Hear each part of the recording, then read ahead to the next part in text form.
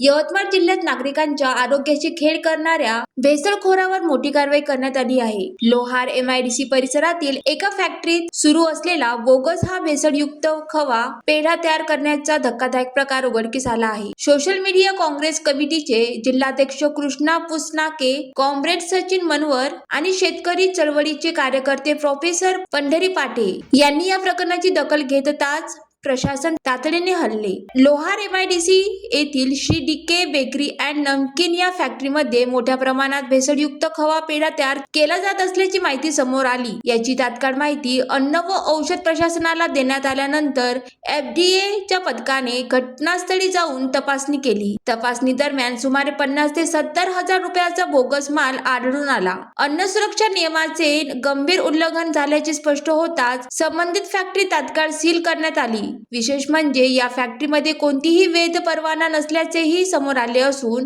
बालमजुरीचा संशयही व्यक्त केला जात आहे. गेल्या 1 ते 2 वर्षापासून हा बोगस माल बाजारात विक्रीसाठी जात असल्याची माहिती प्रशासनाने दिली आहे. नागरिकांच्या आरोग्याशी खेळ करणाऱ्यावर कठोर कारवाई व्हावी अशी मागणी जोर धरत असून भेसळ विरोधात ठाम भूमिका घेणाऱ्या कृष्णा पुसनाके, कॉम्रेड सचिन मनवर आणि पंढरी पाटे यांच्या धाडसी पुढाकाराचे सर्वत्र कौतुक होत आहे.